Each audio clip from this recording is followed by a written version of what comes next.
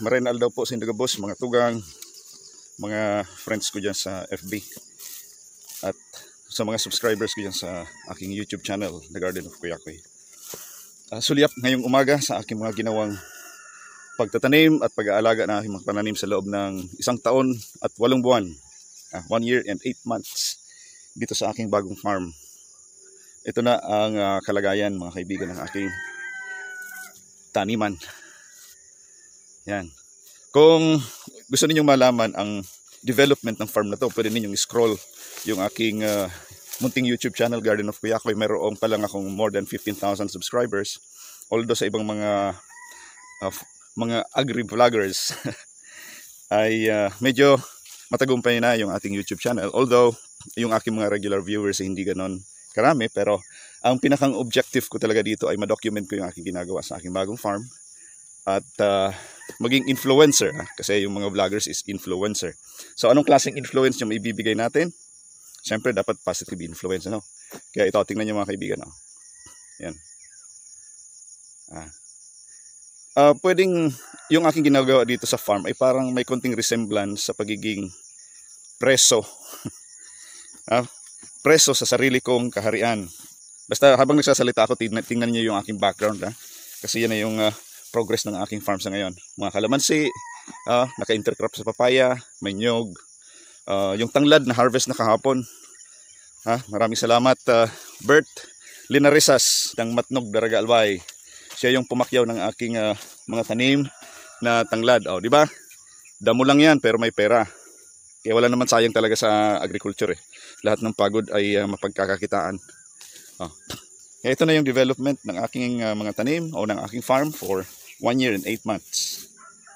Yan, tandaan niyo yung buwan na to, no? March.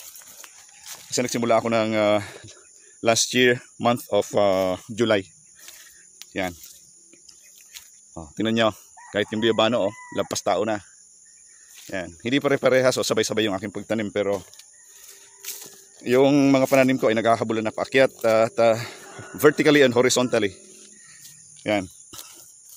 Kaya sabi ko nga kanina, parang preso ako dito sa aking sariling farm dahil almost everyday nandito ako. Ayan, mga kalamansi ko.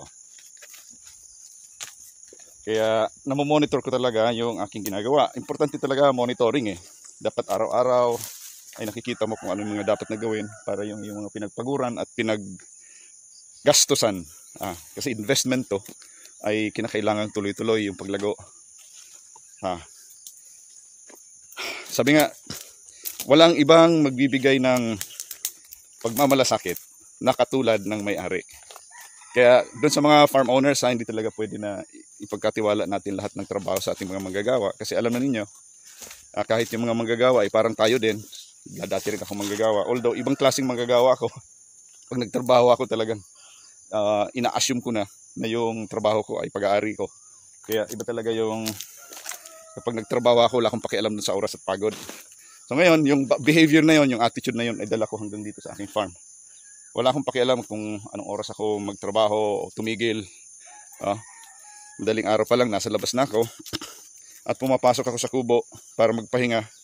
Minsan mga alas 9, alas 10 na ng gabi. Yan.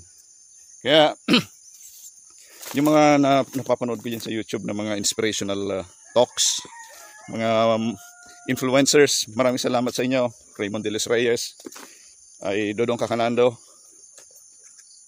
Si Raymond De Los Reyes, ini-invite niya yung mga entrepreneurs na naging matagumpay sa iba't ibang uri ng negosyo. Maraming salamat sa mga inspirasyon na binibigay ninyo. Kahit ako, ang treatment ko dito sa aking farm ay isang negosyo. Kasi kung hindi mo iisiping negosyo, wala kang direksyon. Dapat meron kang direksyon. So ang aking pagod at hirap, pagtsatsaga, pagsasakripisyo dito sa aking farm ay ganun na lamang dahil meron akong pinapangarap. Okay, so ano na yung aking mga ginagawa sa ngayon? Ito ang aking ginagawa ay geared towards permaculture. Alamin niyo sa Wikipedia kung ano ibig sabihin ng permaculture. Nagtatanim tayo ng mga pangmatagalan ng mga crops, integrated. May mga manok tayo doon. So yung dumi ng manok kapag dinaluyan ng malakas na ulan, dadalo yon papunta dito sa mga taniman natin. So hindi na natin kailangan maglagay ng pataba ng madalas. Ma-minimize din, o kaya halos ma-eliminate na yung paggamit ng inorganic fertilizer dahil sa ganong sistema.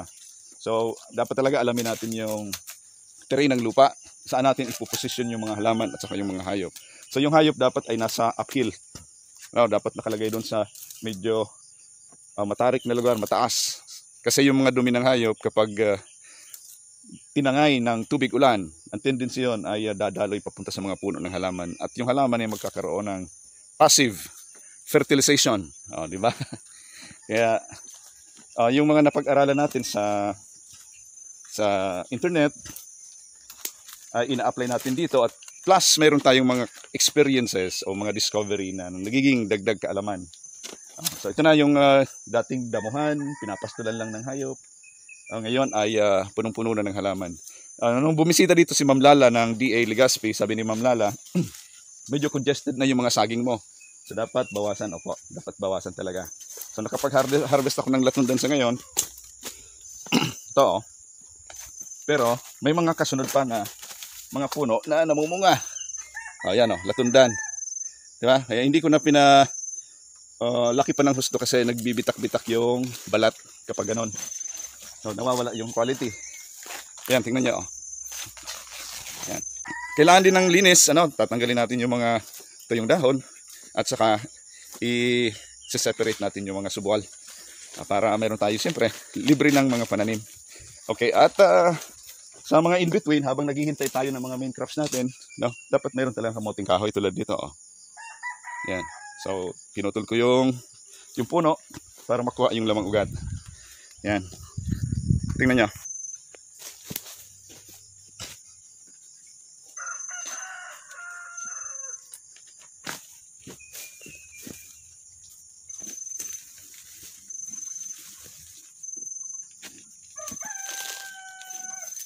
Yan.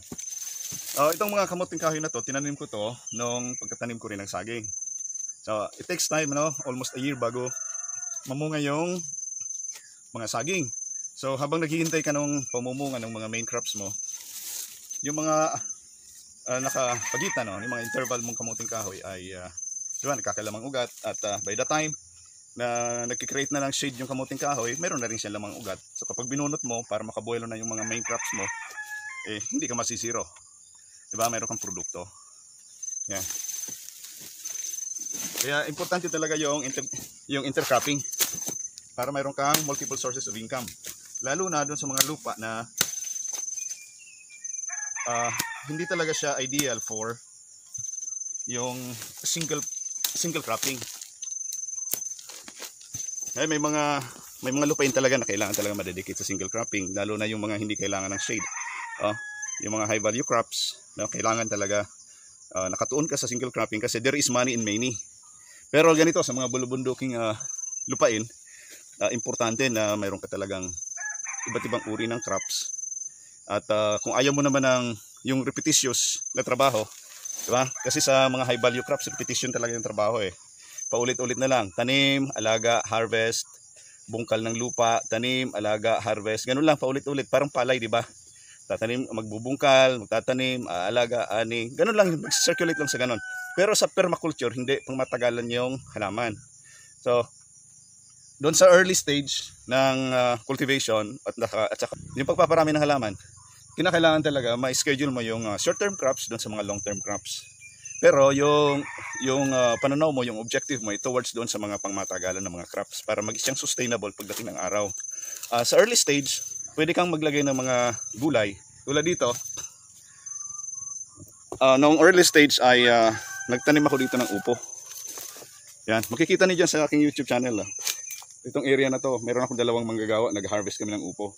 Pinuno ko to ng upo, Mayumi F1. At doon sa pagitan ng mga upo ay meron akong nilagay ng mga kalamansi. Actually, yung early stage ng growth ng kalamansi ay munti. Medyo nabansot kasi ginapangan ng upo, pero kailangan ng konting maintenance. Pinahawi ko yung mga baging, yung dahon, para makatubo yung kalamansi. Pero ngayon tingnan nyo, after kalamansi, upo, nagtanim ako ng kadyos. Yan pa yung puno ng kadyos, lalaki. At saka ngayon, nag-create ng shade, matinding shade yung kadyos dito. So medyo nabansot ng konti yung mga kalamansi. Pero nag-decide ako na bawasan yung mga puno at sanga ng mga kadyos. Kaya ito na yung aking pinalago, yung mga kalamansi. Oh. Yan.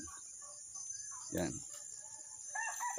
So ito ay pangmatagalan na crops. Gaano katagal ang buhay ng kalamansi? Depende sa maintenance. Pwede yan tumagal ng mga 50 years. Pero sa commercial kalamansi farming, 10 years. Sabi nilang Virgilio Bunag, yung kalamansi trivia. Sabi niya, ideally 10 years daw. Pinapalitan na yung mga puno. Pero yung sa tatay niya, umabot ng 15 years, ay pinipitasan pa rin hanggang sa ngayon. So yan, diba? Itong mga kalamansi ko, mahigit 1 taon pa lang. Pero nagsisimula na siyang mamunga. Yung maintenance ay siyempre, lalagay ng pataba, pagpupruning, at saka pag-i-spray. Kasi kinakailangan makontrol yung peste, at saka masustain yung pangangailangan ng halaman by means of application of fertilizer. Both organic and inorganic. Mayroon akong pinabaon dito mga dumi ng manok. Mismo sa malapit sa puno ng mga kalamansi. And then every time na umuulan, once a month o kaya once every 2 months, sasamantalahin ko yung malakas na buhos ng ulan, and then lalagay na ako ng inorganic fertilizer, complete fertilizer, at saka urea. Yan, yun sa mga, sabi nila unhealthy daw yung pag-apply ng inorganic fertilizer. Kung isasabay mo sa tinimpla mong kape, Timalin Brihino ng TESDA, yung paggamit ng inorganic fertilizer ay makakatulong sa halaman, pero unhealthy siya kung ihahalo mo sa yung tinitimplang kape. Huwag ninyong ihalo sa tinimplang kape yung urea at saka triple 14 kasi unhealthy talaga yan. Okay, dito di ba? Meron tayong pinya. Ma'am Jo, kagawad ng Tagas, naghahanap po kayo ng bunga ng pinya. Medyo matagal pa po kasi maliliit pa ang bunga. Gusto ninyong makita kung ano yung itsura ng bunga ng pinya kapag baby pa ito. Yan, maliit pa. Nalalaki pa yan, mga 5 times. Yan. Kaya maghintay pa tayo ng 1.5 buwan. Kaya ganun talaga sa farming. Kung ibabayad natin lahat ng maintenance, lalo na sa ganitong klaseng pamamaraan ng pagtatanim o papalago ng mga halaman, mauubusan ka ng yaman bago ka magprodukto. So kailangan talaga, sa agribusiness how it works, na feature tungkol dun sa pinya sa Bohol ba yun? Sabi niya kapag mga 5 hectares lang pababa, para maging profitable yung farm, yung may-ari mismo dapat mag hands-on. Kailangan maging laborer siya ng sarili niyang farm para ma-minimize niya yung maintenance cost, yung overhead expenses. Pero kapag yung lupain mo medyo malawak, mga 50 hectares pataas, siyempre kailangan meron kang sufficient fund para maging puhunan doon sa pagpapatanim hanggang sa pagpapaani ng kung ano man na crops meron ka doon sa lupa na yon. So hindi mo na kailangan magtrabaho, mag-manage ka na lang. Yun ang pinagkaiba ng dalawa sa small at saka sa large scale farming. Dito sa akin, 3 hectares at integrated ito. Hindi ako ganong kumikita ng malaki dahil sa iba't ibang uri ng pananim. Although mayroon akong main crop na hinihintay ko na magbibigay talaga sa akin ng lubos-lubos na biyaya balang araw. Okay, so yan mga kaibigan sa ngayon, yan, nagbubunot ako ng konting kamuting kahoy order sa akin. Nakaharvest tayo ng saging na latundan at saka meron pa akong iha-harvest din ng mga kalibo. Yan, saba. Kalibo ang tawag dito sa amin sa Bicol. At saka yan, tuloy-tuloy ang aking maintenance. Doon mayroon akong ampalayaan at saka maglaland preparation na rin ako para sa pagtanim ng sili, yung Django Dos na binigay sa akin ng Department of Agriculture. Yun lang, hindi ako nakaka-monitor ng kanilang mga activities dahil madalas ako dito sa bundok. Pero balang araw makaka-attend din ako. May mga training sila, seminar. Mayroon ding mga regular meetings. Ayun, marami akong na-overlook ng mga activities sa Department of Agriculture. Kaya anyway, balang araw magiging din tayong active sa ganong klase mga activities. Alright mga kaibigan, maraming salamat. Tingnan nyo ang aking kapaligiran. Yung mga nabuburo na dyan sa mga city, sa mga opisina. Tsagaan lang ninyo kasi balang araw kung meron kayong pangarap na magkaroon ng sariling farm, darating din yan. At maganda kayo dahil matindi ang isolation sa farm. Talagang you treat yourself just like a prisoner. Dahil kung hands-on ka sa trabaho, dahil sa sinasabi mong passion yan, passionate ka sa ganung klaseng trabaho, siyempre, titiisin mo lahat, pagod at hirap, maging yung paglipas ng panahon. Pero, pag, halimbawa, tulad nito, 1 year and 8 months, hindi ka na panghihinaan ng loob dahil nakikita mo yung accomplishment mo, di ba? Nakikita mo yung development ng iyong pinagpaguran. O, yan. Di ba? Tulad nitong aking shirt, yung Lenny shirt. Lenny Robredo shirt. Tingnan nyo kung ano ng kulay ngayon, halos puti na, di ba? Ganun katagal yung aking preparation dito sa farm na to hanggang sa ngayon. Kaya, peace. Maraming salamat sa inyong lahat. God bless you all. God bless us all. Si Kuya ako dito sa province of Albay, Philippines. Mabuhay.